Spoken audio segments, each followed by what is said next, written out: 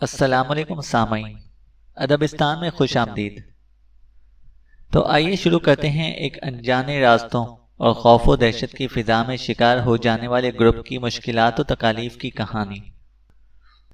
ماریانا نے جب پہلی بار اس جزیرے کو دیکھا تو مبہوت ہو کر رہ گئی۔ چاروں طرف سے مونگے کی چٹانوں میں گھرے اس جزیرے کی وسط میں ایک اونچی اور سرسبز پہاڑی تھی، اور بلندی سے نیچے ساحل تک گھنا جنگل نظر آ رہا تھا۔ سبزہ اتنا زیادہ تھا کہ آنکھوں کو تراوٹ دے رہا تھا۔ یہاں موسم بہت گرم تھا، اس وجہ سے بھی سبزہ اچھا لگ رہا تھا۔ ان کی کشتی بہت سست روی سے جزیرے کے ساحل کی طرف جا رہی تھی۔ آسٹریلیا کے جنوب مشرقی ساحل سے کوئی 2000 میل مشرق میں بحر الکاہل کے کھلے سمندر میں کچھ غیر آباد جزائر کا مجموعہ ہے۔ ان کا کوئی نام نہیں۔ کہتے ہیں کہ دوسری جنگ عظیم میں ایک جاپانی دستہ ان جزائر تک پہنچنے میں کامیاب رہا تھا، لیکن جب اس نے جزائر کو غیر آباد پایا تو یہاں سے واپس چلا گیا۔ دراصل یہ مونگے کی چٹانوں سے بنے جزائر تھے، اور یہاں سمندر اتھلا اور بہت خطرناک تھا۔ کشتیوں اور بحری جہازوں کو ہمہ وقت زیر آب چٹانوں سے خطرہ لاحق رہتا، اس لیے یہاں اب تک انسانوں نے آباد ہونے کی کوشش نہیں کی۔ جدید دور میں بھی کسی کی توجہ اس طرف نہیں گئی۔ مہم کا انچارج جوزن پیٹ تھا۔ جوزن پیٹ اشتہارات بناتا تھا، اور اس کی کمپنی نے کچھ اشتہارات کی شوٹنگ ان جزائر پر کرنے کا پروگرام بنایا تھا۔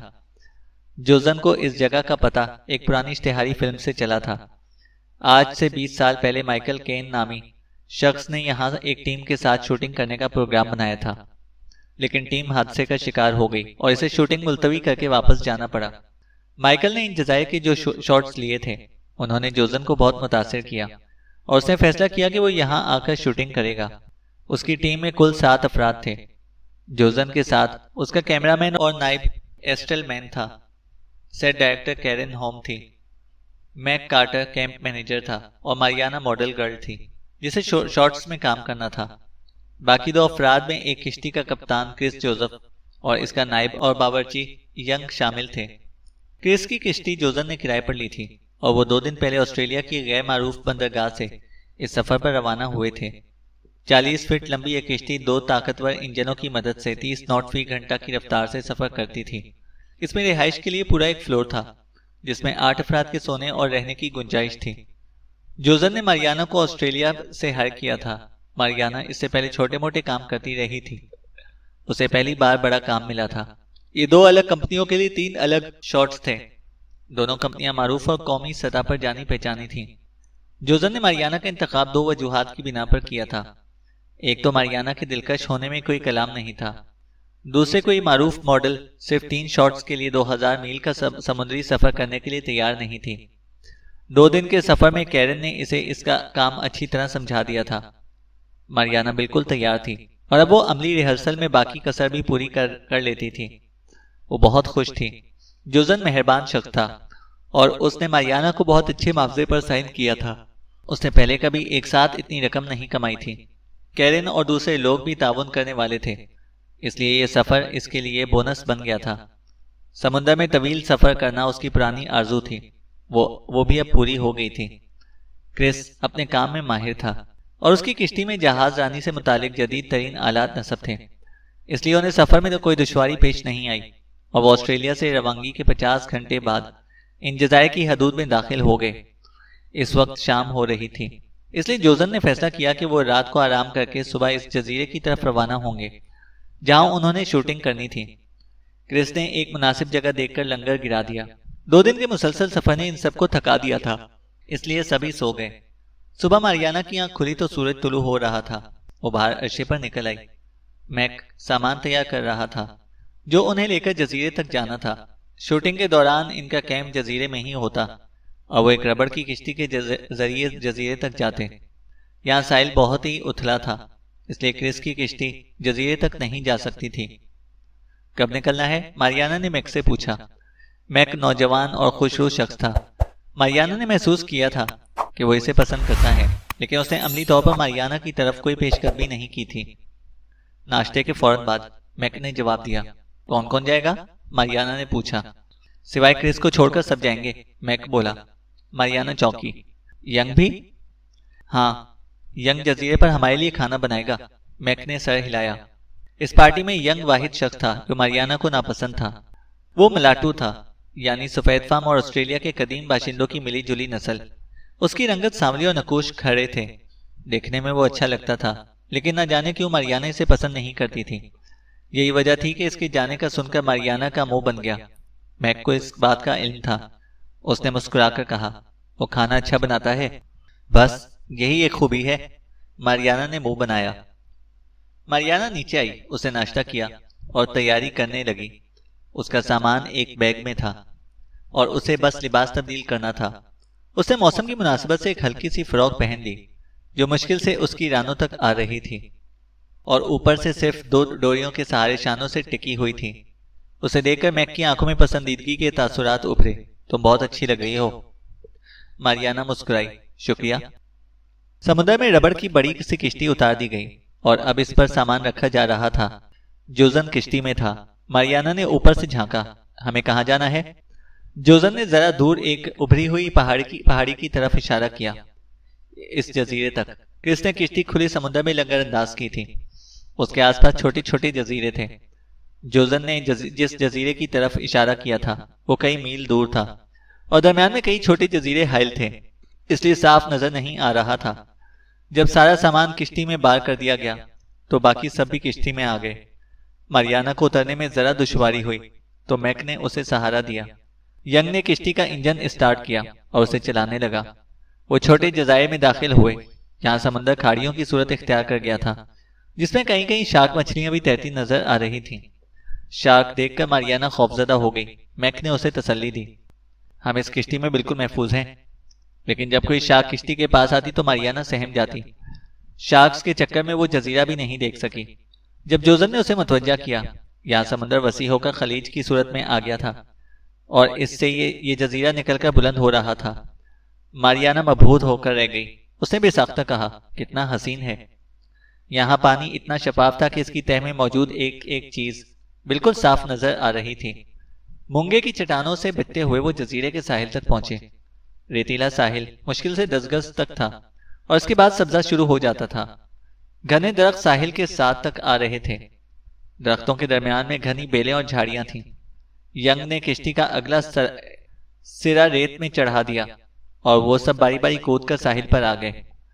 مردوں نے مل کر کشتی کو ریت پر کھینچ لیا۔ ماریانا کیرن کے ساتھ کھڑی تھی۔ کتنا خوبصورت جزیرہ ہے، کیرن نے اس کی تائید کی۔ اس سے پہلے بھی میں نے کئی جزائر پر شوٹنگ کی ہے، لیکن اتنا قدرتی حسن رکھنے والا اور صاف ستھرا جزیرہ میں نے پہلے کبھی نہیں دیکھا، کیرن بولی۔ شاید اس لیے کہ یہ ابھی تک انسان کے وجود سے پاک رہا ہے، ماریانا نے کہا۔ کیرن نے نفی میں سر ہلایا، نہیں، کم سے کم 2 بار انسان یہاں پر آ چکے ہیں۔ ایک بار جاپانیوں نے قبضہ کر لیا تھا اور دوسری بار مائیکل نامی ایڈ میکر اپنی ٹیم کے ساتھ یہاں پر آیا تھا، کیرن بولی۔ ماریانا کو یاد آیا، ہاں، جوزن نے بتایا تھا۔ شاید اس کی ٹیم کو حادثہ پیش آیا تھا اور وہ شوٹنگ ادھوری چھوڑ کر چلا گیا تھا۔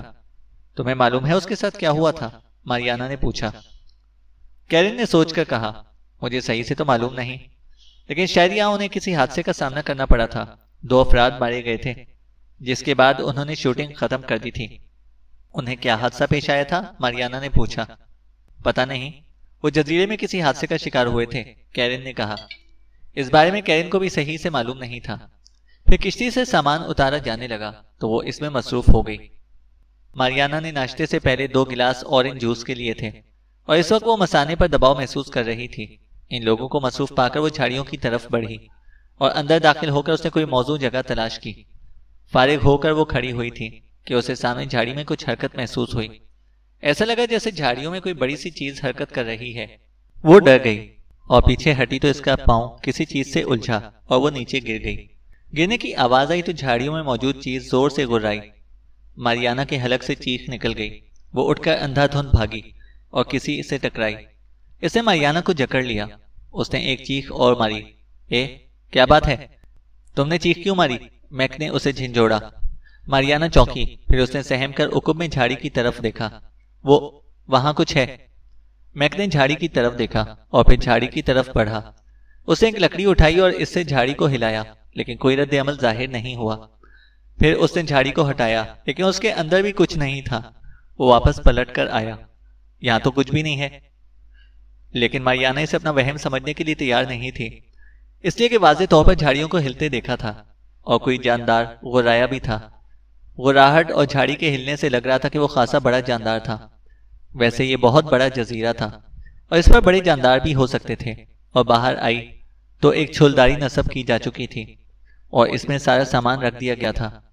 ایک طرح سے یہ جوزن کا ہیڈ کوارٹر تھا۔ وہ اپنے آلات سیٹ کر رہا تھا۔ کیرن نے ماریانا کو اشارہ کیا، وہ اس کے پاس آ گئی۔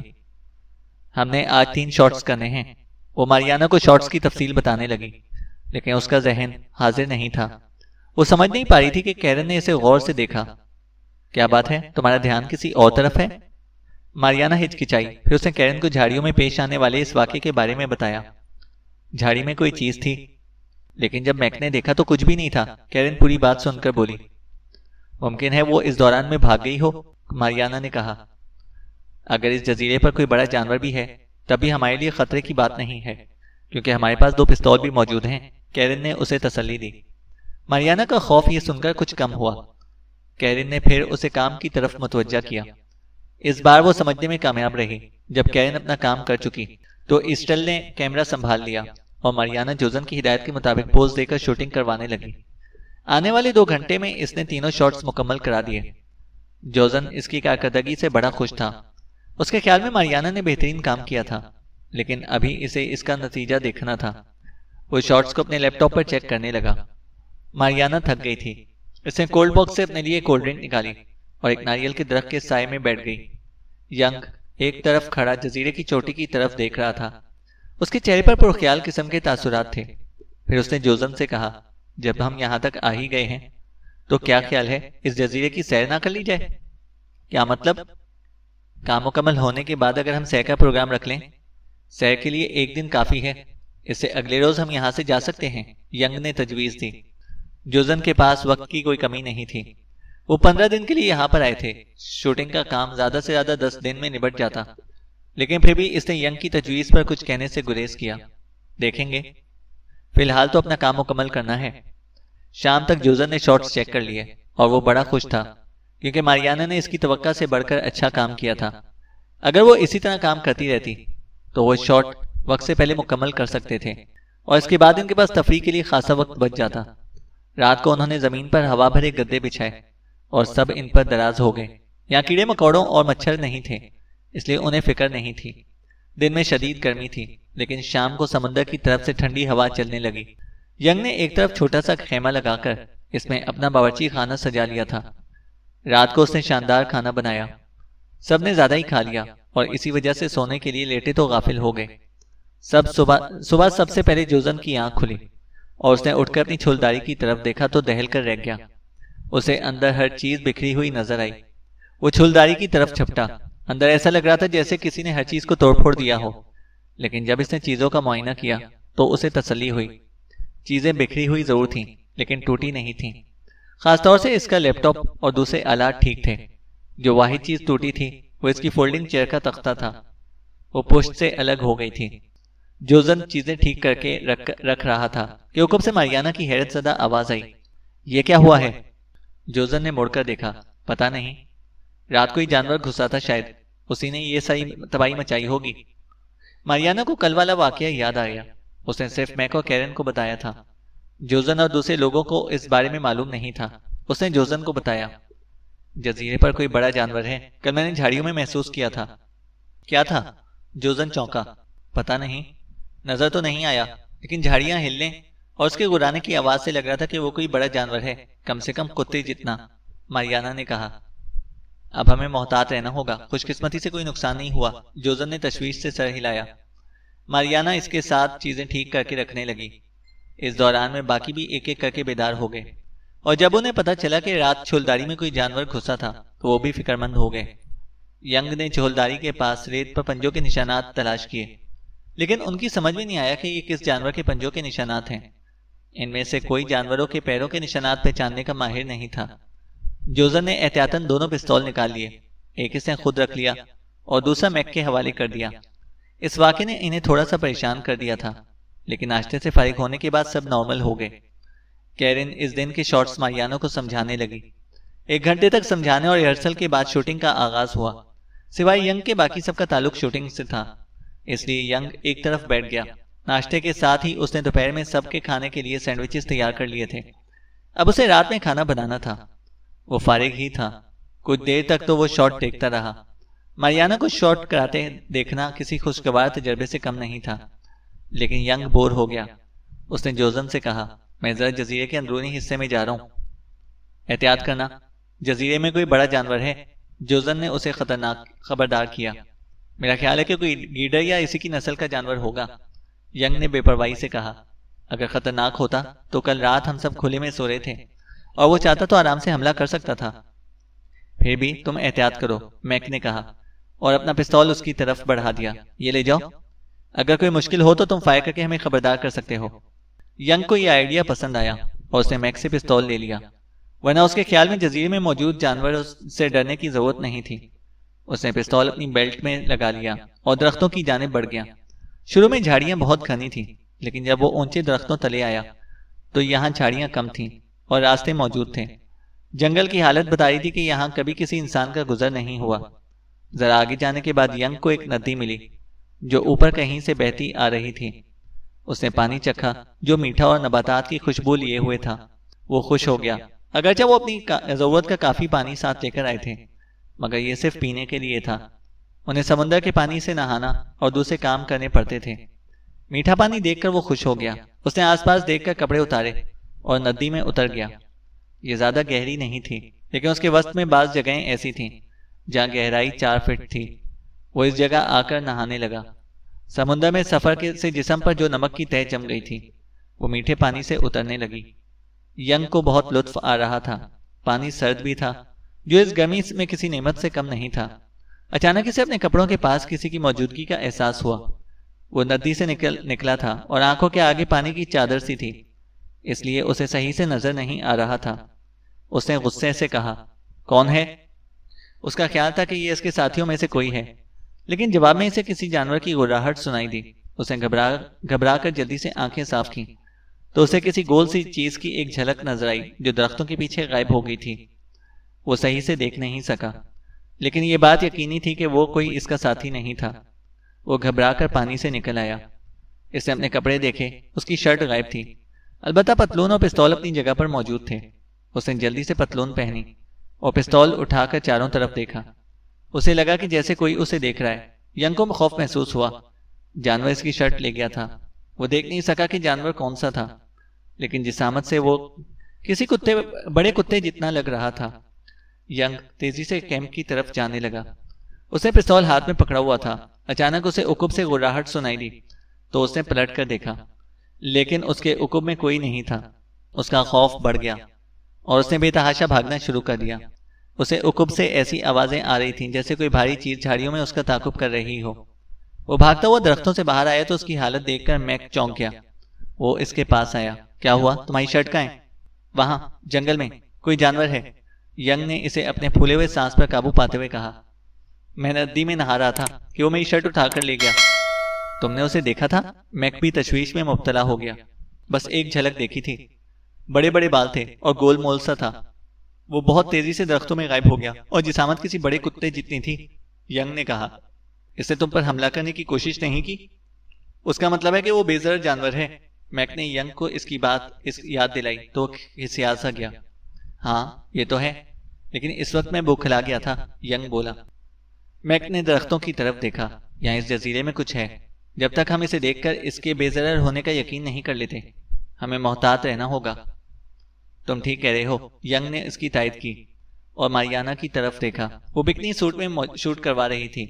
ینگ کی آنکھوں میں چمک آ گئی۔ اس شاٹ کے بعد اس نے سب کو اپنے ساتھ پیش آنے والے واقعے کے بارے میں بتایا۔ جوزن نے سر ہلایا۔ ہمیں محتاط رہنا چاہیے۔ آج کی شوٹنگ نے ماریانا کو تھکا دیا تھا۔ گھنٹوں پوز دینا آسان نہیں تھا۔ وہ ایک طرف بیٹھی سستا رہی تھی، پھر وہ ان کے پاس چلی آئی۔ اس نے ایک شال لے لی تھی۔ ینگ نے اسے بھی بتایا۔ مجھے لگتا ہے کہ وہ کوئی خطرناک جانور ہے۔ ماریانا خوفزدہ ہو گئی۔ اب تو مجھے رات کو نیند نہیں آئے گی۔ کیرن بھی ان کے پاس چلی آئی۔ اس نے کہا، کیا ایسا نہیں ہو سکتا کہ ہم رات کو کشتی پر واپس چلے جایا کریں؟ لیکن جوزن نے اس کی تجویز کو مسترد کر دیا۔ اتنے سارے سامان کے ساتھ یہ ممکن ہی نہیں ہے۔ اور ہم سامان یہاں چھوڑ بھی نہیں سکتے۔ دوسرے کہ کشتی جہاں کھڑی ہے وہاں سے یہاں آنے میں پورا 1 گھنٹہ لگتا ہے اور رات میں سفر کرنا ممکن نہیں ہے۔ اس جزیرے کے آس پاس مونگے کی چٹانیں بھول بھلائیوں کی طرح پھیلی ہوئی تھیں۔ ان کے درمیان سے ہی گزر کر کھلے سمندر تک رسائی ممکن ہوتی تھی، اور چٹانوں کے درمیان سے گزرنے کا کام صرف پوری روشنی میں کیا جا سکتا تھا۔ شام کے بعد وہ یہاں سے نہیں جا سکتے تھے۔ ماریانا نے کہا، میں رات کو کھلے میں نہیں سوں گی۔ ان کے پاس خیمے بھی تھے، لیکن گرمی کی وجہ سے ان کا استعمال نہیں کیا گیا تھا۔ اس رات کھانے کے بعد ماریانا اور کیرن کے لیے خیمے لگا دیے گئے۔ یہ ایسے خیمے تھے جو صرف ہوا بھرنے سے قائم ہو جاتے تھے، اور ان کی ساخت ایسی تھی کہ آدمی ان میں گھس کر صرف لیٹ سکتا تھا۔ ان میں اٹھنے بیٹھنے کی گنجائش نہیں تھی۔ یہ ہوادار بھی تھے، اس لیے ماریانا اور کیرن کو خاص مشکل پیش نہیں آئی، اور وہ بے فکری سے سو گئیں۔ اگلے 3 دن تک کوئی خاص واقعہ پیش نہیں آیا، اور شوٹنگ تواتر سے چلتی رہی۔ ماریانا اور کیرن عام طور سے سپہر کے وقت کام سے فارغ ہو کر تھکن اتارنے کے لیے سمندر میں تیرا کرتی تھیں۔ انہوں نے مونگے کی چٹانوں سے گھری ایک ایسی کھاڑی دریافت کر لی تھی جس میں بڑی جسامت کی کوئی مچھلی نہیں آ سکتی تھی۔ وہ بے فکری سے اس میں تیرا کرتی تھیں۔ جب وہ تیراکی کرنے کے لیے جاتی تو باقی بھی کسی نہ کسی بہانے سمندر میں اتر جاتے۔ خاص طور سے ینگ ماریانا کو تارنے کا کوئی موقع ہاتھ سے جانے نہ دیتا۔ ماریانا یہ بات جانتی تھی، لیکن وہ انجان بن جاتی۔ اسے ینگ ناپسند تھا، لیکن وہ اس کے منہ لگنا نہیں چاہتی تھی، اس لیے اس کی حرکت کو نظر انداز کر دیتی۔ چوتھے دن جوزن کی ریکارڈنگ مشین میں کوئی نقص آ گیا اور اسے ٹھیک کرنے میں سارا دن لگ گیا، اس لیے شوٹنگ نہیں ہو سکی۔ ماریانا خوش تھی کہ اسے پورا 1 دن آرام کرنے کا موقع مل گیا۔ دن کی شدید گرمی اور دھوپ میں کام کرنا آسان نہیں تھا۔ پورے 1 ہفتے سے وہ میٹھے پانی سے نہیں نہائی تھی۔ اس نے کیرن سے کہا، کیا خیال ہے اندر ندی پر چل کر نہاتے ہیں؟ لیکن کیرن جزیرے میں پائے جانے والے جانور کا سوچ کر ہچکچا رہی تھی۔ اگر اس نے ہمیں کچھ نہ کہا اور ہمارے کپڑے اٹھا کر لے گیا تب بھی نقصان تو ہوگا۔ ماریانا کا خوف اب قدرے کم ہو گیا تھا۔ اس نے جرات مندی سے کہا، ہم 2 ہوں گے تو کوئی پاس نہیں آئے گا۔ کسی کو ساتھ نہ لے چلیں؟ کیرن نے کہا، نہیں، پھر ہم سکون سے نہائیں گے کیسے؟ ماریانا نے کہا۔ کیرن نے سوچا اور راضی ہو گئی۔ اس کو بھی جسم پر چڑھی نمک کی تہ بری لگ رہی تھی، اور سمندری پانی نے بالوں کا بھی حشر کر دیا تھا۔ انہیں میٹھے پانی سے صاف کرنے کی ضرورت تھی۔ کیرن نے جوزن کو مطلع کیا، ہم ندی تک نہانے جا رہے ہیں، تم دونوں؟ کوئی مسئلہ نہ ہو؟ وہ فکر مند ہو گیا۔ نہیں ہوگا، میں وسل لے جاتی ہوں، اگر کوئی مسئلہ ہوا تو میں وسل بجا دوں گی، کیرن بولی۔ جوزن مان گیا، کیونکہ اس دن کے بعد کسی نے ان کے کیمپ کو نہیں چھیڑا تھا اور نہ ہی کسی کو کچھ نظر آیا تھا۔ انہوں نے اپنے شیمپو اور صابن ساتھ لیے اور ندی کی طرف چل پڑی۔ ینگ سے سن کر ان کو اندازہ تو ہو گیا تھا کہ ندی کس طرف ہے۔ یہ کوئی 100 گز اندر تھی اور یہ جگہ ساحل سے اتنی دور نہیں تھی، لیکن ندی کا رخ دوسری طرف تھا۔ انہوں نے کپڑے اتارے اور پانی میں اتر گئیں۔ کپڑے انہوں نے احتیاطاً بالکل کنارے پر رکھے تھے۔ ندی کے فرد بخش تازہ پانی نے انہیں تر و تازہ کر دیا۔ یہ تو بہت مزے کا ہے، کیرن نے کہا اور پانی میں ڈبکی لگائی۔ وہ کچھ دیر نہاتی رہی، پھر بالوں کو شیمپو کیا اور بال دھونے لگی۔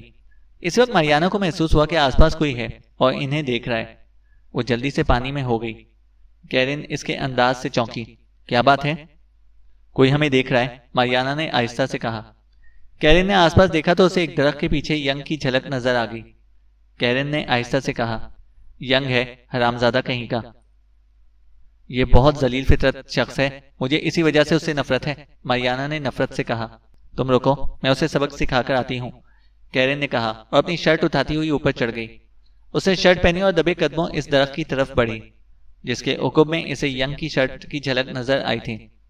ماریانا دلچسپی سے اسے دیکھ رہی تھی۔ کیرن نے وسل منہ میں دبا لی تھی اور شاید اس کا ارادہ ینگ کے بالکل پاس جا کر وسل بجانے کا تھا۔ کیرن درختوں کے عقب میں غائب ہو گئی۔ کہیں کہیں اس کی جھلک نظر آ رہی تھی۔ اچانک ہی کیرن کی دبی دبی سی چیخ سنائی دی اور پھر ماریانا نے ویسی ہی گھرراہٹ سنی جیسے اس نے پہلے دن جھاڑیوں میں سنی تھی۔ وہ دہل گئی۔ اس نے چیخ کر کیرن کو آواز دی، لیکن اس کی طرف سے کوئی جواب نہیں آیا۔ ماریانا جلدی سے پانی سے باہر نکلی اور اپنے کپڑے پہننے لگی۔ اس کے ہاتھ پیر کانپ رہے تھے۔ وسل کیرن کے پاس تھی اور وہ مدد کے لیے کسی کو بلا بھی نہیں سکتی تھی۔ کپڑے پہن کر ماریانا لرزتے قدموں سے اس کی طرف بڑھی، لیکن اسے درختوں کے درمیان کہیں کیرن نظر نہ آئی۔ وہ اسے سہمے انداز میں آوازیں دے رہی تھی۔ انہیں دیکھنے والا ینگ نہیں تھا بلکہ وہی جانور تھا۔ ینگ اس انداز میں کیسے غرا سکتا تھا؟ اچانک اس کی نظر زمین پر پڑی۔ کیرن کی وسل اور اس کے پاس خون کے دھبوں پر گئی۔ ماریانا کے منہ سے چیخ نکل گئی اور پھر وہ چیختی ہوئی ساحل کی طرف بھاگی۔ اس کی چیخیں سن کر باقی سب جنگل کی طرف بھاگے اور سب سے پہلے میک نے ماریانا کو دیکھا۔ وہ ہسٹریائی انداز میں چیخ رہی تھی۔ میک نے اسے جھنجھوڑا۔ کیا بات ہے؟ کیرن کہاں ہے؟ وہ اسے لے گیا۔ وہاں وسل، خون، الفاظ ٹوٹ ٹوٹ کر اس کے منہ سے نکل رہے تھے۔ جوزن تیزی سے اس طرف بڑھا جس طرف ماریانا اشارہ کر رہی تھی۔ اس نے اپنا پستول نکال لیا تھا۔ ینگ بھی اس کے ساتھ تھا۔ ایسٹل اور میک ماریانا کو سمجھا رہے تھے۔ جوزن کچھ دیر بعد واپس آیا۔ کچھ ہوا ہے، وہاں کچھ خون ہے اور وسل بھی پڑی ہے۔ زمین پر پنجوں کے ایک دو نشانات بھی ہیں۔ ہمیں کیرن کو تلاش کرنا ہوگا۔ اگر اسے وہی جانور لے کر گیا ہے تو اس سے ثابت ہوتا ہے کہ وہ بہت خطرناک ہے، ینگ بولا۔ وہ سب کیمپ میں واپس آئے۔ انہوں نے پستول لیے اور جنگل میں جانے کے لیے تیار ہو گئے۔ جوزن نے 2 واکی ٹاکی سیٹ بھی نکال لیے تھے۔ ایک اس نے اپنے پاس رکھا اور دوسرا میک کو دے دیا۔ پھر اس نے ماریانا سے کہا، تم یہیں رکو، ہم کیرن کو تلاش کر کے لاتے ہیں۔ میں اکیلے؟ ہرگز نہیں، ماریانا کانپ گئی۔ اسے اکیلے چھوڑنا مناسب نہیں ہے، میک نے بھی کہا۔ تب تم اسے اپنے ساتھ لے جاؤ، میں ینگ کے ساتھ جاتا ہوں۔ ہم ندی کے دوسری طرف جائیں گے اور تم اسی طرف تلاش کرنا۔ ماریانا میک اور ایسٹل کے ساتھ تھی۔ انہوں نے جوتے بھی پہن لیے تھے۔ ینگ اور ایسٹل کے پاس چاقو تھے اور ماریانا کو انہوں نے ایک بیس بال کا بلہ دے دیا تھا۔ اس طرح وہ سبھی کسی نہ کسی طرح مسلح ہو گئے تھے۔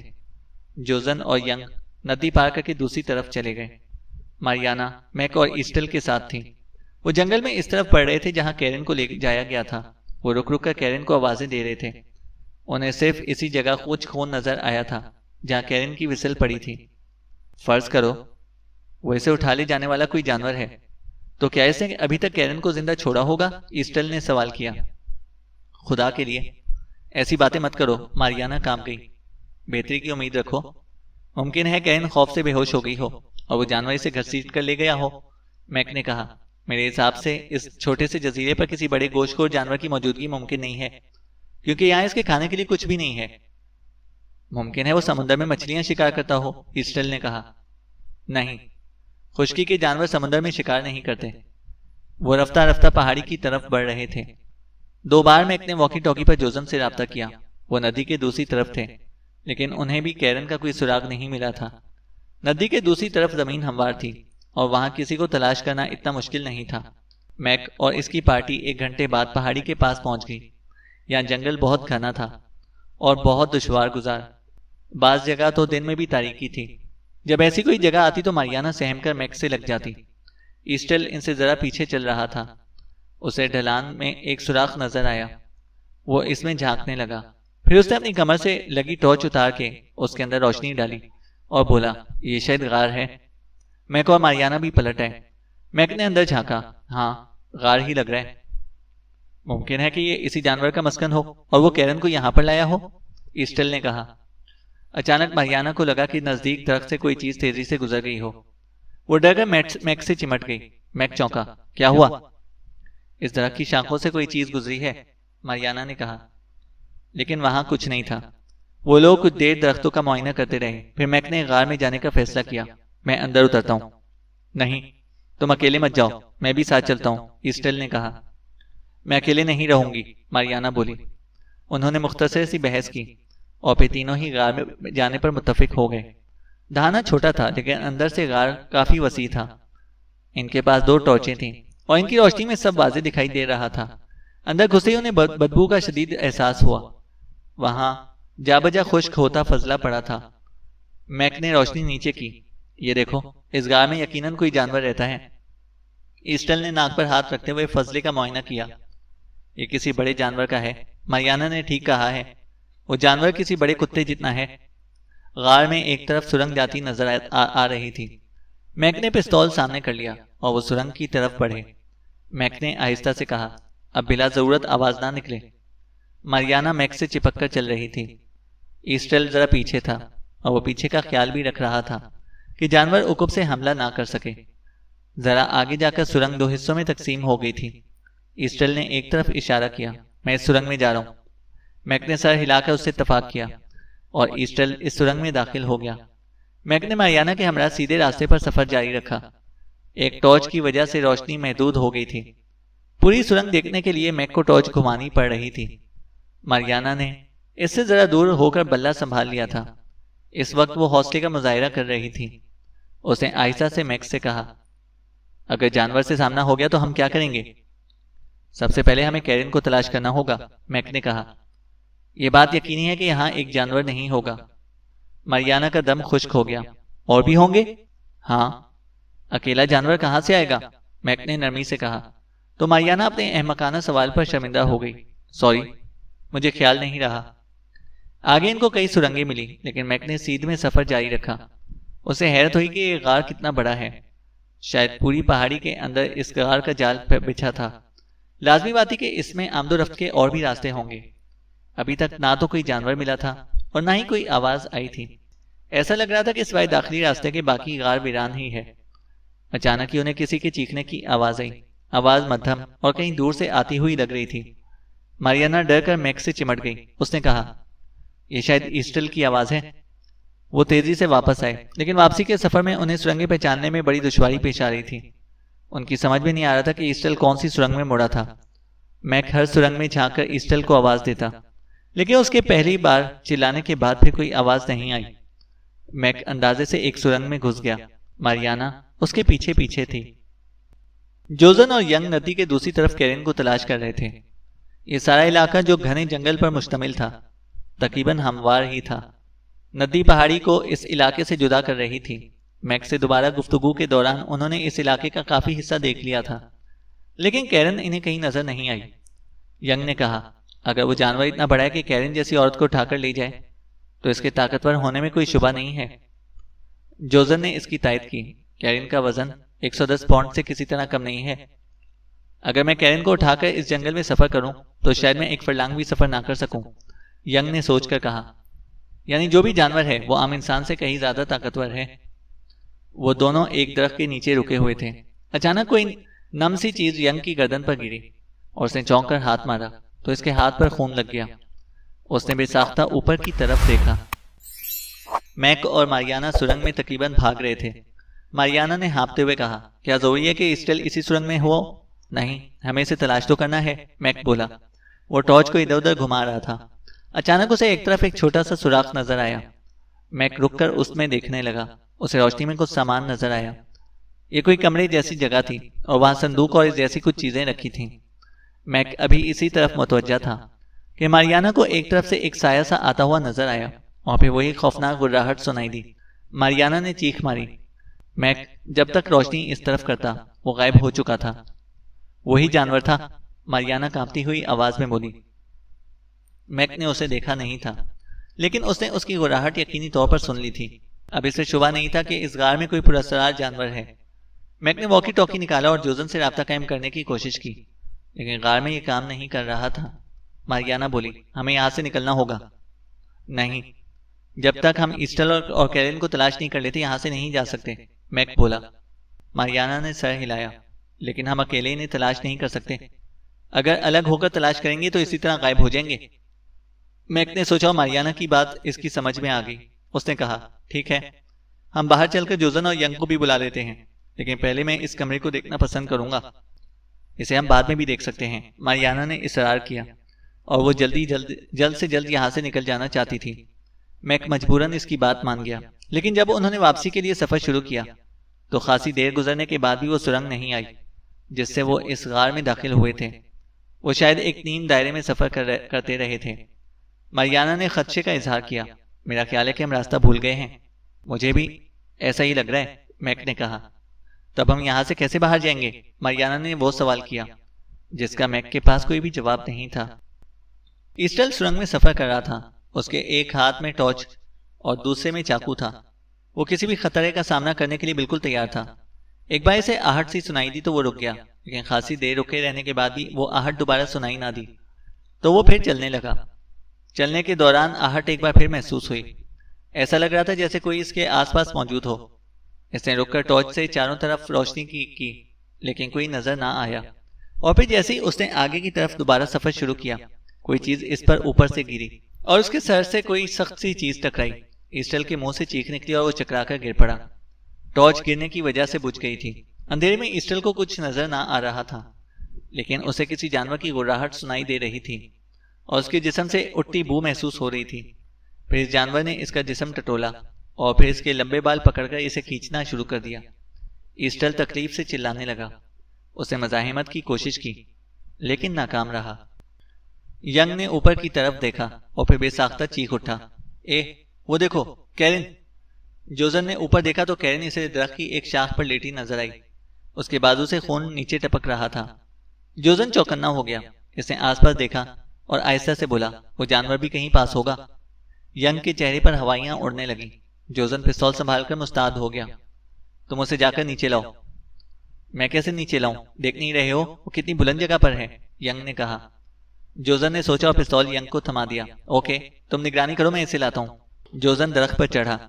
اس کا خیال تھا کہ شاید کیرن زندہ نہیں ہے، لیکن جب وہ بمشکل اس شاخ تک پہنچا جس پر کیرن بے سدھ پڑی ہوئی تھی تو اس نے اسے سانس لیتے ہوئے پایا۔ اس کا بازو شدید زخمی تھا اور اس کی شرٹ بھی غائب تھی۔ وہ بالکل عریاں تھی۔ شاید یہاں لانے کے دوران اس کی شرٹ اتر گئی تھی۔ جوزن نے اس کا چہرہ تھپتھپایا۔ کیرن، ہوش میں آؤ۔ کیرن کو بظاہر کوئی چوٹ نہیں آئی تھی اور وہ شاید صدمے سے بے ہوش تھی۔ جوزن مسلسل اس کا چہرہ تھپتھپاتے ہوئے اسے آوازیں دیتا رہا۔ اس کی کوشش رنگ لانے لگی۔ کیرن کر رہی اور پھر رفتہ رفتہ ہوش میں آ گئی۔ جوزن نے احتیاطاً اسے تھام لیا تھا کہ وہ ہلنے سے نیچے نہ گر پڑے۔ وہ اسے آوازیں دے رہا تھا تاکہ وہ ہوش میں آنے پر بھڑک نہ جائے۔ کیرن نے آنکھیں کھولی اور جوزن کو دیکھ کر اس کی وحشت کم ہوئی۔ وہ کہاں ہے؟ کیرن نے کہا۔ کون؟ جوزن نے پوچھا۔ وہ جانور۔ کیرن نے آس پاس دیکھا اور چیخ مار کر جوزن سے لپٹ گئی۔ وہ اس سمیت گرتے گرتے بچا۔ کیرن تھر تھر کانپ رہی تھی۔ اسے احساس بھی نہیں تھا کہ وہ بالکل عریاں ہے۔ کیرن، ہوش کرو، ہم دونوں گر جائیں گے۔ شاباش، خود کو سنبھالو، ہم نیچے اتریں گے۔ کیرن نے خود کو سنبھال لیا اور جب وہ جوزن سے الگ ہوئی تو اسے اپنی حالت کا احساس ہوا۔ وہ کٹ کر رہ گئی۔ جوزن نے اس کی شرمندگی محسوس کر کے کسی نہ کسی طرح اپنی قمیض اتار کر اسے دے دی۔ اس نے فوراً اسے پہن لیا۔ اسی لمحے نیچے سے ینگ کی چیخ سنائی دی۔ جوزن نے نیچے دیکھا تو اسے ینگ نظر نہیں آیا۔ وہ چلایا، ینگ، کیا ہوا؟ لیکن ینگ کی طرف سے کوئی جواب نہیں آیا۔ جوزن فکر مند ہو گیا۔ اس نے کیرن سے کہا، تم ٹھیک ہو نا؟ نیچے اتر سکتی ہو؟ کیرن کو بازو پر زخم کے سوا کوئی اور تکلیف نہیں تھی۔ اس نے سر ہلایا۔ ہاں، میں اتر سکتی ہوں۔ میرے پیچھے آؤ، جوزن بولا، اور جوزن نیچے اترنے لگا۔ کیرن بھی اس کے پیچھے تھی۔ جوزن اس کی طرف دیکھنے سے گریز کر رہا تھا، لیکن وہ بیچاری خود سے زیادہ قمیض کو سنبھال رہی تھی۔ وہ نیچے آئے۔ جوزن نے چاروں طرف دیکھا۔ ینگ غائب تھا اور آواز دینے پر بھی اس کی طرف سے کوئی جواب نہیں آ رہا تھا۔ یہ کہاں چلا گیا؟ جوزن فکر مند ہو گیا۔ اسے بھی وہی درندہ لے گیا ہوگا، کیرن نے کہا، جو مجھے لے گیا تھا۔ جوزن چونکا۔ ہاں، اس کے بارے میں تو میں نے پوچھا ہی نہیں۔ وہ کیسا جانور ہے جو تمہیں اتنی آسانی سے اٹھا کر لے گیا تھا؟ ینگ ذرا دیر کے لیے غافل ہوا تھا۔ اصل میں جب کیرن ہوش میں آ کر شاخ سے اٹھی تو ینگ اس میں کھو گیا تھا۔ کیرن اگرچہ 30 برس سے زیادہ کی تھی، لیکن اس میں شبہ نہیں کہ وہ بہت دلکش عورت تھی۔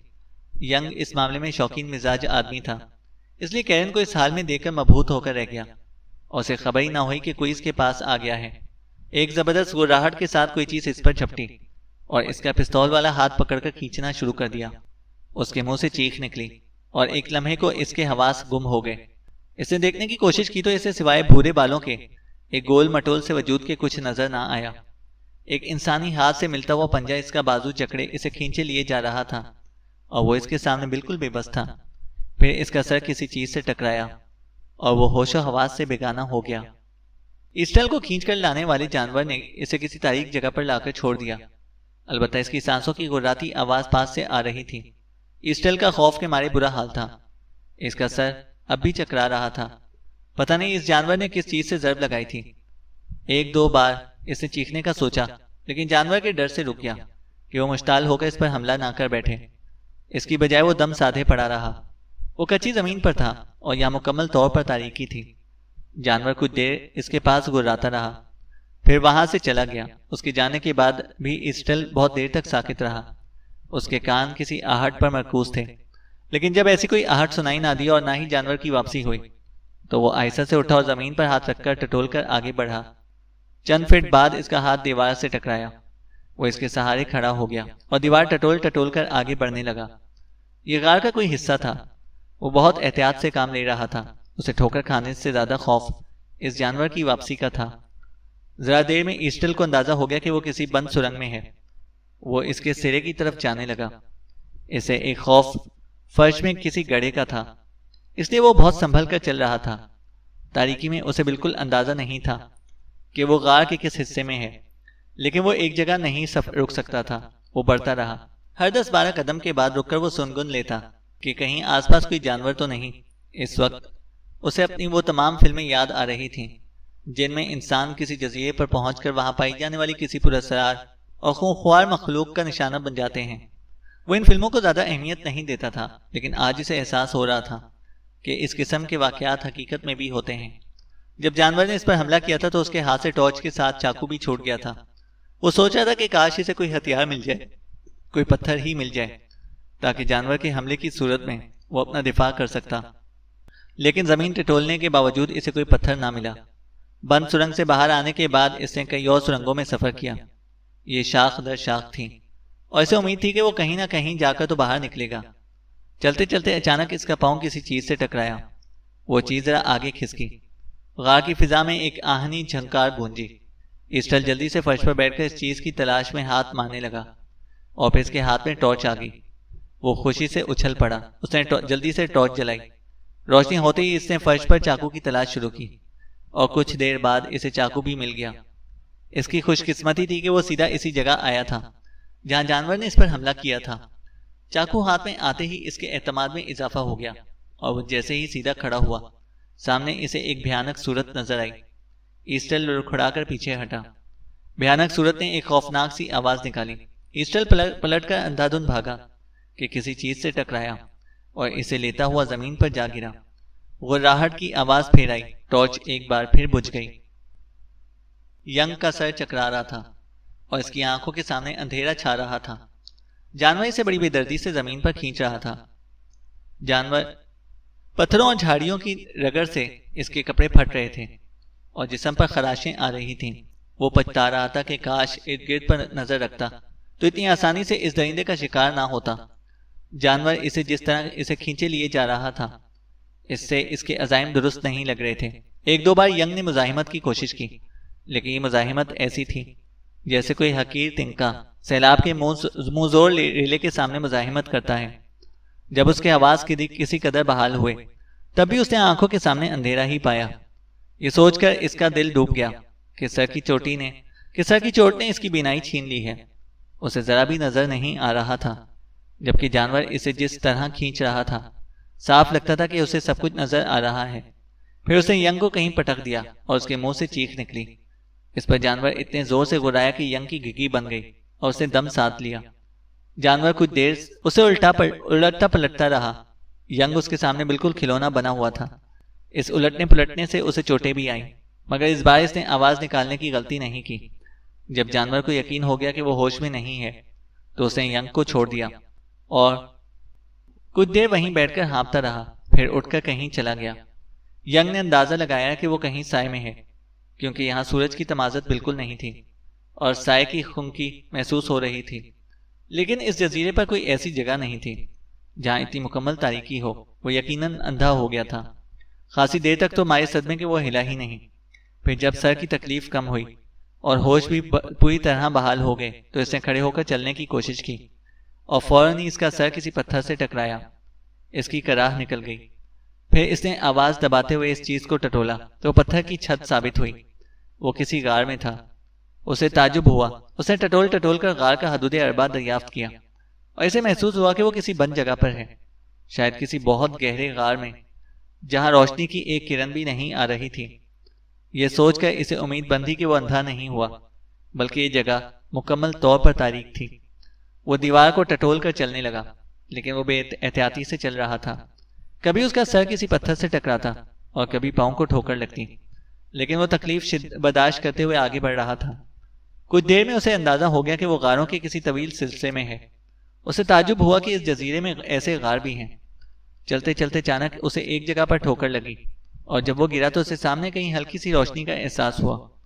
وہ جلدی سے اٹھا اور چوٹ کی پرواہ کیے بغیر اس طرف کو بڑھا۔ جیسے جیسے وہ پاس جا رہا تھا روشنی تیز ہو رہی تھی۔ وہ ایک سرنگ کے دہانے کے سامنے پہنچا تو روشنی تیز ہو گئی. پھر اسی لمحے جانور کی گڑاہٹ سنائی دی جس کے پاس روشنی تھی. وہ آ کر اسے ٹکرایا اور جانور کی گڑاہٹ دوبارہ سنائی دی. ینگ نے بدحواس ہو کر چیخ ماری تو ایسٹل کا ہاتھ رک گیا، ورنہ وہ اسے تاریکی میں چاقو مارنے والا تھا. جانور کی گڑاہٹ سے پتہ چل رہا تھا کہ وہ قریب آ رہا ہے. ایسٹل نے پلٹ کر چاقو والا ہاتھ گھمایا تو جانور دردناک انداز میں گڑایا. پھر وہ بھاگا تو اس کی گڑاہٹیں معدوم ہونے لگیں. ٹارچ اصل میں بجھی نہیں تھی بلکہ ینگ کے نیچے دب گئی تھی. جب وہ اس پر سے ہٹا تو روشنی نظر آنے لگی. ینگ نے ٹارچ اٹھائی اور ایسٹل کو دیکھ کر چونکا. تمہیں کیا ہوا ہے؟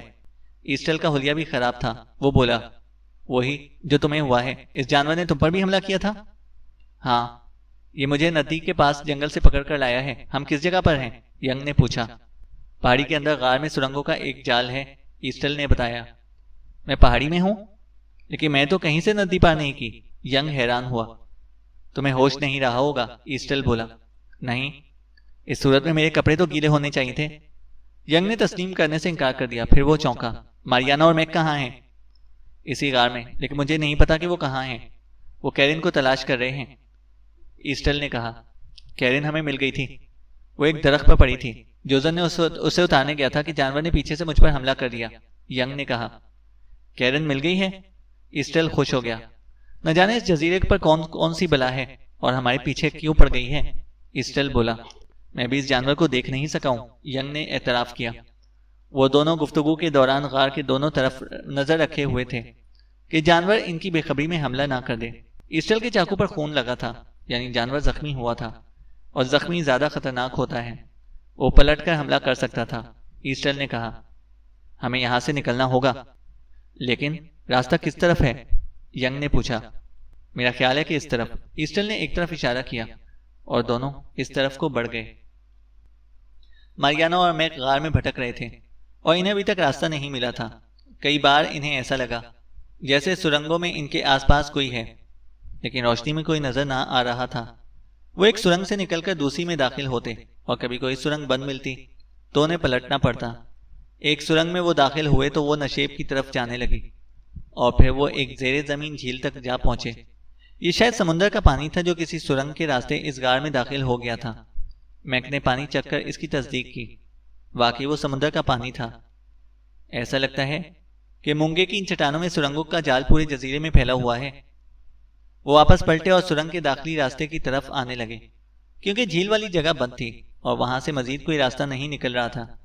جیسے ہی وہ اس سرنگ سے باہر آئے، تاریکی سے ایک سایہ لپکا اور اس نے میک پر چھلانگ لگا دی. وہ اس حملے کے لیے بالکل تیار نہیں تھا. وہ جانور سمیت زمین پر گر گیا. ماریانا چلانے لگی. میک نے حواس باہر رکھے. گرتے ہوئے اس کے ہاتھ سے ٹارچ نکل گئی تھی، لیکن اسے پستول پر گرفت رکھی اور پھر سنبھلتے ہوئے پستول کا رخ جانور کی طرف کر کے فائر کر دیا. اس محدود جگہ میں فائر کی آواز بری طرح گونجی. جانور غرایا اور فوراً ہی چھلانگ مار کر کہیں غائب ہو گیا. ماریانا نے بھی نہیں دیکھا کیونکہ وہ آنکھیں بند کر کے چلانے میں مصروف تھی. میک جلدی سے اٹھا اور اس نے ٹارچ اٹھا لی. خدا کے لیے چپ کر جاؤ، وہ جا چکا ہے، میک بولا. ماریانا چونکی. وہ چلا گیا؟ میرے خدا، کتنی خوفناک چیز تھی. وہ چیز نہیں، جانور ہے، میک نے کہا، اور ماریانا کا بازو پکڑ کر تیزی سے ایک طرف کو بڑھ گیا. کئی سرنگوں سے گزرنے کے بعد وہ ایک سرنگ میں داخل ہوئے جو دور تک سیدھی جا رہی تھی. میک کو امید ہوئی کہ شاید یہ سرنگ انہیں اسی غار سے باہر نکال دے. وہ اس سرنگ میں داخل ہوئے ہی تھے کہ ماریانا کو عقب سے غرانے کی آواز سنائی دی. اس نے پلٹ کر دیکھا تو کئی سائے اسے اپنی جانب لپکتے ہوئے نظر آئے. ان کا رخ انہی کی طرف تھا. میک نے کہا، بھاگو. وہ بھاگے. اب اسے کوئی شبہ نہیں رہ گیا تھا کہ یہ غار ان خوفناک جانوروں کا مسکن ہے. سرنگ سیدھی چلی جا رہی تھی اور ماریانا دوڑنے کے دوران بار بار مڑ کر دیکھ رہی تھی. اسے محسوس کیا کہ عقب میں آنے والے جانور رفتار میں کسی طرح ان سے کم نہیں اور ان کا فاصلہ کم یا زیادہ نہیں ہو رہا تھا. وہ دل ہی دل میں دعا مانگ رہی تھی کہ راستہ بند نہ ملے، ورنہ ان کے بچنے کے امکانات نہ ہونے کے برابر تھے. ایک پستول سے میک کتنوں کو مار سکتا تھا. تیز دوڑو، تیز، میک بار بار کہہ رہا تھا. میں اس سے زیادہ تیز نہیں دوڑ سکتی، ماریانا ہانپتے ہوئے بولی. میک نے محسوس کیا کہ اسے ان جانوروں کو خود سے دور رکھنے کے لیے کچھ کرنا پڑے گا. اسے بھاگتے بھاگتے مڑ کر فائر کیا. اس پر جانور رک گئے لیکن انہوں نے ان کا پیچھا نہیں چھوڑا. وہ ذرا فاصلے پر رہ کر ان کے پیچھے آ رہے تھے. ماریانا آگے تھی. اس نے ذرا فاصلے پر روشنی دیکھی. یہ قدرتی روشنی تھی اس نے میک کو بتایا وہ باہر جانے کا راستہ ہے, ہم وہاں سے نکل سکتے ہیں. لیکن جب وہ اس جگہ کے پاس پہنچے تو انہوں نے دیکھا کہ یہ زمین سے کوئی 10 فٹ اوپر ایک سوراخ تھا اور وہ کسی مدد کے بغیر یہاں سے نہیں نکل سکتے تھے. ان کے پیچھے جانور دوڑے آ رہے تھے اور ان کی گراہٹیں صاف سنائی دے رہی تھیں. جوزن اور کیرن درخت کے نیچے موجود تھے. جوزن نے حیرت سے کیرن کی طرف دیکھا. بڑی نسل کے بندر؟ لیکن بندر یہاں کہاں سے آ گئے؟ کیرن نے شانے اچکائے. میں کیا کہہ سکتی ہوں؟ لیکن مجھے لے جانے والا بندر ہی تھا. وہ درخت کے عقب میں تھا اور اس کے پاس ینگ کی شرٹ تھی. میں اور ماریانا سمجھے کہ ینگ چھپ کر ہمیں نہاتے ہوئے دیکھ رہا ہے. کیسا بندر؟ میرا مطلب ہے اس کی جسمانی ساخت کیسی ہے؟ جوزن نے پوچھا. بہت بڑا نہیں ہے. میرا خیال ہے کہ جب کھڑا ہوتا ہے تو اس کا قد 4 فٹ ہوگا, لیکن جسمانی طور پر بہت مضبوط اور طاقتور ہے. اس نے کسی کھلونے کی طرح مجھے اٹھا لیا تھا اور اس کا ناخن میرے بازو پر لگا تو مجھے زخم آ گیا. پھر مجھے ہوش نہیں رہا. شاید میں ڈر کر بے ہوش ہو گئی تھی, کیرن نے کہا. جوزن کو بندر کا سوچ کر ہنسی آنے لگی. اس نے کہا, کہیں وہ تم پر عاشق تو نہیں ہو گیا تھا؟ کیرن کا چہرہ سرخ ہو گیا اور اس نے خفگی سے جواب دیا, مجھے کیا معلوم. جب مجھے ہوش آیا تو تم میرے سامنے تھے. جوزن کو یاد آیا کہ ینگ بھی غائب ہو گیا ہے اور اسے بھی وہی بندر لے گیا ہوگا. اس نے واکی ٹاکی پر میک سے رابطہ قائم کرنے کی کوشش کی, لیکن اس کی طرف سے کوئی جواب نہیں آ رہا تھا. جوزن نے واکی ٹاکی بیلٹ میں لگایا اور بولا, چلو ان کو تلاش کرنا ہوگا. کیرن صرف شرٹ میں غیر مطمئن تھی. اس نے کہا, کیا کیمپ چل کر پہلے میں لباس نہ پہن لوں؟ نہیں, وقت نہیں ہے. پتہ نہیں وہ لوگ کس مصیبت میں پڑ گئے ہیں, اور اگر دیر ہوئی تو یہ بندر انہیں مار نہ دے. کیرن نے بادل ناخواستہ سر ہلایا. ٹھیک ہے, آؤ میرے ساتھ. جوزن نے زمین پر نشانات تلاش کرتے ہوئے کہا. اگر بندر ینگ کو کھینچ کر لے گیا تھا تو زمین پر اس کے نشانات ہونے چاہیے تھے. پھر اسے نشانات نظر آ گئے. وہ اس کا تعاقب کرنے لگے. پستول ینگ کے پاس تھا اور وہ پستول سمیت غائب ہوا تھا. جوزن نہتا تھا, اس لیے اس نے ایک سوکھی ہوئی شاخ اٹھا لی. ایسی ہی ایک شاخ کیرن نے بھی اٹھا لی. ایک جگہ کیرن کو گھاس میں کسی سیاہ چیز کی جھلک نظر آئی. اس نے اٹھایا تو وہ پستول تھا. جوزن خوش ہو گیا. اس نے پستول لے کر چیک کیا اور بولا, ہم درست راستے پر جا رہے ہیں. بندر ینگ کو اسی طرف لے کر گیا ہے. وہ آگے بڑھے تو انہیں ایک جگہ کئی گھنے درخت ایک ساتھ نظر آئے. گھسیٹنے کے نشانات یہیں تک آئے تھے. جوزن نے پریشان ہو کر درختوں کی طرف دیکھا. اگر وہ ینگ کو یہاں پر لایا ہے تو اسے اتنے درختوں پر کیسے تلاش کریں؟ کیرن نے تائید کی, یہ بہت گھنے ہیں. اچانک ہی فائرنگ کی آواز گونجی تو وہ اچھل پڑے. فائروں کی آواز درختوں کے درمیان سے آئی تھی. جوزن ان کے ملے ہوئے تنوں پر پاؤں رکھتا ہوا اوپر چڑھنے لگا. ساتھ ہی اس نے چلا کر کہا, کون ہے؟ فائر کون کر رہا ہے؟ جوزن. جواب میں میک کے چلانے کی آواز آئی. ہم یہاں ہیں. بولتے رہو, میں آ رہا ہوں. جوزن بولا. وہ اس جگہ پہنچا جو تمام درختوں کے عین وسط میں تھی اور یہاں زمین میں سوراخ نظر آ رہا تھا. اسے نیچے جھانکا تو اسے میک اور ماریانا نظر آئے. اسی لمحے میک نے ایک طرف 2 فائر کیے اور پھر اس کا پستول خالی ہو گیا. میک, جوزن نے آواز دی. یہ لو پستول. میک خوشی سے اچھل پڑا کیونکہ جانور مسلسل قریب آنے کی کوشش کر رہے تھے. اس کا پستول خالی ہو گیا تھا. جوزن نے سوراخ سے اپنا پستول پھینک دیا. میک نے کیچ کر کے کہا, ہمیں یہاں سے نکالنے کے لیے کچھ کرو, ہم از خود نہیں نکل سکتے. ماریانا اس کے عقب میں تھی اور جانوروں کی گڑاہٹیں سن کر کانپ رہی تھی. جوزن کی آواز سن کر اسے کچھ حوصلہ ہوا. پستول لے کر میک جانوروں کو ڈرانے لگا. اس نے اب تک جتنے بھی فائر کیے تھے وہ ان کو ڈرانے کے لیے کیے تھے. اس کی کوشش تھی کہ کسی جانور کو گولی نہ لگے کیونکہ اس صورت میں باقی اشتعال میں بھی آ سکتے تھے. وہ ان کو ڈرا کر دور رکھنے کی کوشش کر رہا تھا. اس دوران میں جوزن نے درخت کی ایک لمبی سی جڑ موڑ کر سوراخ میں داخل کی. یہ اندر آ گئی تو سب سے پہلے ماریانا اوپر چڑھی. موٹی اور کھردری جڑ پر ہاتھ بڑے آرام سے جم رہے تھے. ماریانا اوپر پہنچی تو جوزن نے اسے سہارا دے کر باہر نکلنے میں مدد دی. پھر اس نے میک کو اوپر آنے کو کہا. میک نے 2 فائر کیے اور پھر تیزی سے جڑ پکڑ کر اوپر آ گیا. جوزن نے میک کا ہاتھ پکڑا اور وہ درختوں کے درمیان سے نکل آئے. کیرن اور ماریانا ایک دوسرے سے لپٹی کھڑی تھیں. کیرن نے کہا, میرا خیال ہے کہ بندر اسی راستے سے ینگ کو اندر لے کر گیا ہے. میک اور ماریانا چونکے. ینگ کو لے گیا ہے؟ میک نے کہا. ایسٹل بھی اندر کہیں غائب ہو گیا ہے. اندر تو پوری بھول بھلائیاں ہیں, ہم بڑی مشکل سے باہر نکلے ہیں. یہ غار ان جانوروں کی رہائش ہے, ماریانا بولی. یہ بڑی نسل کے بندر ہیں, کیرن نے انکشاف کیا. بہت طاقتور اور پھرتیلے ہیں. بندر؟ اس جزیرے میں بندر کہاں سے آئے؟ اور یہ عام طور سے تو نظر نہیں آتے. میک چونکا. یہ اسی غار میں چھپے رہتے ہیں, جوزن نے کہا. شاید رات میں یا کھانے کی تلاش سے باہر آتے ہوں گے۔ اگر ایسٹل اور ینگ اندر ہیں تو کیا وہ اب تک زندہ ہوں گے؟ ماریانا نے پوچھا۔ ہم بھی زندہ ہیں، ان کے لیے بھی یہی امید رکھو کہ زندہ ہوں گے، میک بولا۔ ایسٹل اور ینگ غار میں بھٹکتے پھر رہے تھے۔ انہوں نے کئی سرنگیں دیکھی لیکن باہر جانے کا راستہ نہیں ملا۔ ایسا لگ رہا تھا کہ ہم ساری عمر اسی جگہ بھٹکتے رہیں گے، ینگ بولا۔ نہیں، یہاں سے نکلنے کا راستہ ہے، ایسٹل نے کہا۔ وہ ٹارچ کی روشنی سے راستہ تلاش کرنے کی کوشش کر رہا تھا۔ کبھی کبھی انہیں لگتا کہ غار میں کوئی اور بھی ہے لیکن نظر نہیں آتا۔ وہ ایک سرنگ میں گھسے تو انہیں احساس ہوا جیسے وہ پہلے بھی یہاں آ چکے ہیں۔ ایسٹل نے یہ بات ینگ سے کہی۔ اس نے جواب دیا، مجھے بھی ایسا ہی لگ رہا ہے، اور ممکن ہے اسی سرنگ میں باہر جانے کا راستہ ہو، ینگ نے کہا۔ وہ تیزی سے آگے بڑھنے لگے۔ اچانک ایسٹل کو دیوار میں ایک سوراخ نظر آیا۔ وہ بھاگتے بھاگتے رک گیا۔ یہ کیا ہے؟ چھوڑو اسے، یہاں سے نکلنے کی کرو، ینگ نے بےتابی سے کہا۔ لیکن ایسٹل جھک کر سوراخ میں روشنی ڈال کر دیکھنے لگا۔ اسے دوسری طرف ایک کمرہ جیسا نظر آیا جس میں سامان بھی رکھا تھا، صندوق تھے اور بھی کچھ چیزیں تھیں۔ یہ کیا ہے؟ ایسٹل مارے تجسس کے اندر گھس گیا۔ ینگ اسے روکتا رہ گیا، اور جب وہ اس سرنگ میں اکیلا رہ گیا تو ڈر کر خود بھی ایسٹل کے پیچھے آ گیا۔ یہ کمرہ نما جگہ تھی، اسے تراشا گیا تھا، یا پھر قدرتی ساخت ہی ایسی تھی۔ وہاں پیٹیاں رکھی ہوئی تھیں اور 2 فولادی صندوق تھے۔ ان پر جمی مٹی بتا رہی تھی کہ شاید نصف صدی سے زائد عرصہ گزرنے کے باوجود اسے کسی نے چھوا تک نہیں۔ اسی لمحے انہیں باہر جانوروں کے گررانے کی آواز آئی۔ جلدی کرو، صندوق سوراخ کے سامنے کر دو، ایسٹل نے کہا۔ سوراخ زیادہ بڑا نہیں تھا اور انہوں نے ایک صندوق کھینچ کر اس کے سامنے کر دیا۔ اب کوئی جانور اندر نہیں آ سکتا تھا۔ جانور گرانے اور صندوق پر پنجہ مارنے لگے لیکن وہ اسے ہٹا نہ سکے۔ ایسٹل ٹارچ کی روشنی میں دیکھ رہا تھا۔ اس نے ایک صندوق سے گرد جھاڑی تو اس پر جمی مٹی اڑنے لگی۔ جب گرد بیٹھی تو اس نے دیکھا صندوق پر جاپانی زبان لکھی تھی۔ اس نے ینگ کی طرف دیکھا۔ یہ تو جاپانی ہے، لیکن ینگ کو اس وقت جاپانی یا کسی بھی زبان سے کوئی دلچسپی نہیں تھی۔ اس کی تو جان پر بنی ہوئی تھی، اور باہر موجود جانوروں کی آوازیں اسے دہلائے دے رہی تھیں۔ یہاں سے نکلنے کی کرو، اس نے رو دینے والے لہجے میں کہا۔ ادھر آؤ، میرے ساتھ مل کر یہ صندوق کھولو، ایسٹل نے کہا۔ وہ ایک صندوق کا تالا توڑنے کی کوشش کر رہا تھا لیکن یہ خاصا مضبوط تھا۔ اس نے آس پاس دیکھا تو اسے ایک سلاخ نظر آئی۔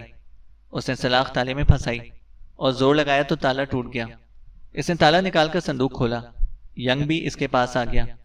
اس کا خیال تھا کہ صندوق میں کوئی قیمتی چیز ہوگی، تبھی تو ان صندوقوں کو اس طرح یہاں چھپا کر رکھا گیا تھا۔ لیکن جب ایسٹل نے اندر روشنی کی تو اسے لمبی لمبی پائپ نما چیزیں نظر آئیں۔ یہ کیا ہے؟ ینگ نے پوچھا۔ ایسٹل نے ایک پائپ نکالا۔ یہ تو گیس بم ہے، اس نے کہا۔ اسے باہر پھینک دو، ینگ اضطرابی لہجے میں بولا۔ ان جانوروں سے تو نجات ملے۔ تمہارا دماغ درست ہے؟ اس کے ساتھ ساتھ ہم بھی دم گھٹ کر مر جائیں گے، ایسٹل نے کہا۔ تب ان کے ماسک دیکھو، ینگ بولا۔ انہوں نے باقی صندوقوں کے تالے بھی توڑ دیے۔ ان سب میں اسلحہ بھرا ہوا تھا۔ گیس ماسک کہیں نظر نہ آ رہے تھے۔ کسی میں رائفلیں تھیں اور کسی میں ان کا ایمونیشن، کسی میں دستی بم۔ ینگ نے دستی بم استعمال کرنے کا مشورہ دیا لیکن ایسٹل نے اسے بھی مسترد کر دیا۔ دھماکے سے غار بیٹھ گیا تو یہ ہمارا مدفن بن جائے گا، ایسٹل نے کہا۔ تو کیا ہم یہیں پھنسے رہیں گے؟ ینگ بھننا کر بولا۔ ایسٹل اس کی بات کا جواب دینے کی بجائے ایک صندوق سے نکلنے والے کاغذات کا معائنہ کرنے لگا۔ اس میں شاید فوجی کاغذات بھی تھے اور نجی کاغذات بھی، کیونکہ اس میں تصویریں بھی تھیں۔ ینگ کمرے کی باقی چیزوں کا معائنہ کر رہا تھا۔ اس نے ایک طرف رکھے سامان پر سے مٹی جھاڑی تو اس میں سے چند گیس ماسک نکل آئے اور خوشی سے اچھل پڑا۔ گیس ماسک مل گیا، ایسٹل اس کی طرف آیا۔ اس نے پرجوش لہجے میں کہا، اب ہم یہاں سے نکل سکتے ہیں، لیکن پہلے یہ دیکھ لو کہ بم کام بھی کرتے ہیں یا نہیں۔ بہت پرانے ہو چکے ہیں، ینگ نے کہا۔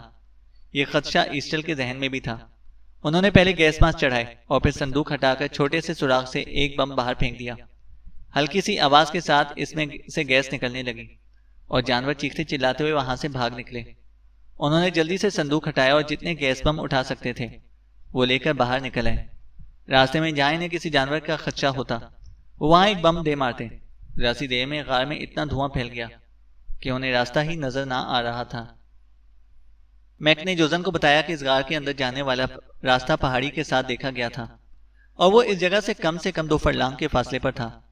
جوزن نے سر ہلایا۔ اس کا مطلب ہے کہ زیر زمین سرنگوں کا سلسلہ اس پورے جزیرے میں پھیلا ہوا ہے؟ ہاں، کیونکہ یہ سارا غار مونگے کی چٹانوں سے بنا ہے، کسی وجہ سے اس میں یہ سرنگیں وجود میں آ گئی ہیں، میک نے کہا۔ وہ ندی عبور کر کے پہاڑی کی طرف بڑھے جہاں غار میں داخل ہونے کا راستہ تھا، لیکن جب وہ دہانے تک پہنچے تو اس سے دھواں نکل رہا تھا۔ وہ تشویش زدہ ہو گئے۔ یہ دھواں کیسا ہے؟ جوزن نے کہا۔ کیا اندر کوئی آتش فشاں پھٹنے والا ہے؟ ماریانا خوفزدہ ہو گئی۔ نہیں، یہ تو آنسو گیس کی بو ہے، میک نے کہا۔ پیچھے ہٹ جاؤ ورنہ حالت بری ہو جائے گی۔ لیکن یہاں آنسو گیس کہاں سے آ گئی؟ جوزن نے پوچھا۔ دہانے سے گیس اتنی مقدار میں نکل رہی تھی کہ وہ اس سے 10 گز دور ہو گئے، تب انہیں سکون جا کر ملا، ورنہ قریب جانے پر وہ ان کی آنکھوں پر اثر انداز ہونے لگی تھی۔ اسی لمحے انہیں غار کے دہانے پر کسی کی حرکت کا احساس ہوا۔ وہ ہوشیار ہو گئے۔ پھر 2 انسان نما عجیب خوفناک صورت چیزیں اندر سے نکلی تو خواتین نے چیخ ماری اور میک نے بے اختیار پستول سیدھا کر لیا۔ آنے والوں میں سے ایک چلایا، گولی مت چلانا، یہ ہم ہیں۔ آواز ینگ کی تھی۔ میک نے پستول نیچے کر لیا۔ وہ دھوئیں سے ذرا دور آئے تو پتہ چلا کہ انہوں نے گیس ماسک پہن رکھے ہیں۔ انہوں نے گیس ماسک اتار دیے اور سب کو صحیح سلامت پا کر خوش ہوئے۔ سب ایک دوسرے کے گلے ملنے لگے۔ ہدیہ کے کیرن اور ماریانا بھی ینگ کے گلے لگ گئیں تو وہ اور بھی خوش ہو گیا۔ ایسٹل نے بتایا کہ اس نے گیس بم مار کر پورا غار دھوئیں میں سے بھر دیا ہے۔ وہ کمبخت جانور مر گئے ہوں گے۔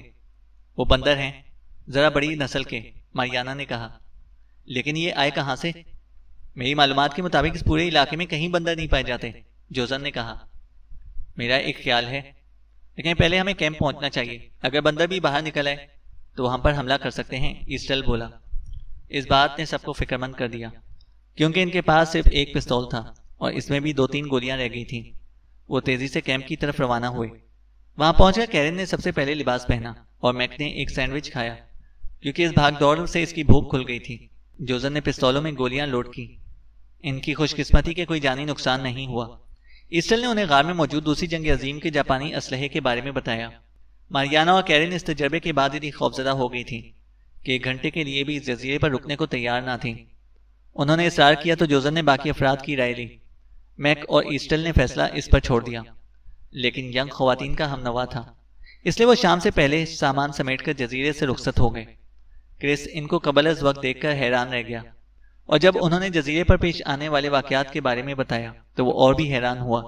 جوزن اور میک کو تجسس تھا کہ یہ بندر کہاں سے آئے اور جاپانی اپنا سامان وہاں کیوں چھوڑ گئے تھے۔ جوزن نے ایک اور جزیرے پر اپنا کام مکمل کیا۔ اس دوران میں وہ اور میک واپس جا کر بندروں والے غار کا معائنہ کرنے کا منصوبہ بناتے رہے۔ پھر کرس اور ایسٹل بھی اس منصوبے میں شامل ہو گئے۔ البتہ ینگ نے دوبارہ اسی جزیرے پر جانے سے انکار کر دیا۔ وہ ایک صبح نکلے اور جزیرے پر جا اترے۔ اس بار وہ سب مسلح تھے۔ کرس کے پاس ایک رائفل اور ایک شاٹ گن بھی تھی۔ ان کے پاس گیس ماسک بھی تھے۔ اگرچہ اتنے دنوں میں گیس کا اثر لازمی ختم ہو جانا چاہیے تھا، وہ غار میں اترنے کے لیے ساری تیاری کر کے آئے تھے۔ ان کے پاس رابطے کے آلات تھے اور رسیاں بھی تھیں۔ اس کے علاوہ بڑی بڑی سرچ لائٹس بھی تھیں۔ لیکن اس بار انہیں غار میں مزاحمت نہیں ملی کیونکہ مزاحمت کرنے والے مر چکے تھے۔ ان کو مختلف سرنگوں میں بندروں کی 2 درجن سے زیادہ لاشیں ملی اور اب ان کی لاشوں سے بدبو اٹھنا شروع ہو گئی تھی۔ وہ سرنگوں میں نشانیاں لگا لگا کر سفر کرتے رہے۔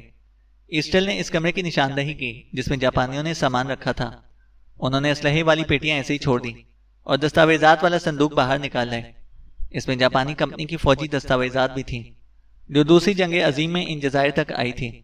اتفاق سے جوزن کو جاپانی زبان آتی تھی۔ اس نے بتایا، ایک جاپانی کمپنی تھی جس میں 200 افراد تھے اور انہیں اس علاقے میں موجود جزائر کا سروے کرنے کے لیے بھیجا گیا تھا۔ جاپانیوں کا خیال تھا کہ یہاں اتحادی قابض ہیں، لیکن جب انہوں نے جزائر کو خالی پایا تو وہ بھی یہاں سے چلے گئے۔ جاتے ہوئے وہ اپنا فالتو سامان اور اسلحہ یہاں پر چھپا گئے، جوزن نے بتایا۔ ممکن ہے انہیں بھی ان بندروں کے حملوں کا سامنا کرنا پڑا ہو، میک نے کہا۔ اس دوران میں جوزن ایک چھوٹی سی ڈائری اٹھا چکا تھا۔ اس نے اس کی ورق گردانی کی اور بولا، نہیں، یہ بندر جاپانی اپنے ساتھ لائے تھے۔ یہ اسی سپاہی کی ڈائری ہے جو انڈونیشیا سے آتے ہوئے اپنے ساتھ بندروں کی ایک جوڑی لے کر آیا تھا۔ ایسٹل کو یاد آیا، ایک منٹ، اس صندوق میں کچھ فوٹوگرافز بھی ہیں۔ اس نے کہا اور سامان کھنگالنے لگا۔ کچھ دیر میں اسے تصویروں کا پلندہ مل گیا۔ ایک تصویر میں جاپانی سپاہیوں کا ایک گروہ ساحل کے ساتھ بیٹھا تھا اور ایک سپاہی کے سامنے چھوٹی نسل کے بندر کا ایک جوڑا بھی بیٹھا نظر آ رہا تھا۔ ایسٹل نے تصویر پر انگلی رکھی۔ میرا خیال ہے کہ یہی وہ جوڑا ہے جس کی نسل اس جزیرے پر پھیلی ہے، لیکن یہ بہت چھوٹی ہے، کرس نے اعتراض کیا۔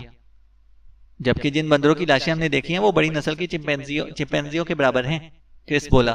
لیکن ان بندروں کے بالوں کا رنگ اور چہرے کی ساخت بالکل اسی جوڑے جیسی ہے، ایسٹل نے کہا۔ ممکن ہے آب و ہوا کی تبدیلی ان بندروں پر اثر انداز ہوئی ہو اور ان کے سائز بڑھ گئے ہوں، جوزن نے کہا۔ ممکن ہے، لیکن اب ان میں سے کوئی بندر بھی زندہ نہیں رہا، سب مر چکے ہیں، ایسٹل نے کہا۔ مگر کرس کا خیال بالکل مختلف تھا۔ اس نے کہا، تم لوگوں نے غور نہیں کیا کہ مرنے والے سارے بندر نر اور جوان ہیں، ان میں نہ تو مادائیں ہیں اور نہ ہی بچے۔ اس کا کیا مطلب ہوا؟ جوزن نے پوچھا۔ اس کا مطلب ہے کہ جب بندروں نے اپنے مسکن میں کسی کی دخل اندازی دیکھی تو انہوں نے سب سے پہلے اپنی ماداؤں اور بچوں کو کسی محفوظ مقام پر منتقل کیا اور پھر انسانوں کے خلاف کارروائی شروع کی۔ اس لیے جب یہاں گیس پھیلی تو سارے ہی جوان نر مرے ہیں۔ لیکن مادائیں اور بچے کہاں ہیں؟ جوزن نے سوال کیا۔ اسی جزیرے پر کہیں ہوں گے، کرس بولا۔ وہ شام تک جزیرے پر رہے، لیکن ان کو کہیں بھی کسی زندہ بندر یا اس کے بچے کی جھلک نظر نہ آئی۔ اگر وہ جزیرے پر تھے تبھی انہوں نے خود کو بڑی کامیابی سے چھپا لیا تھا۔ شام کو وہ اس جزیرے سے رخصت ہو گئے، جس کا پورا ایک دن ان کے لیے خوف و دہشت کی علامت بنا رہا تھا۔ چینل کو سبسکرائب کریں اور بیل آئیکن کو پریس کریں تاکہ ہماری ہر اپڈیٹ آپ کو بر وقت مل سکے۔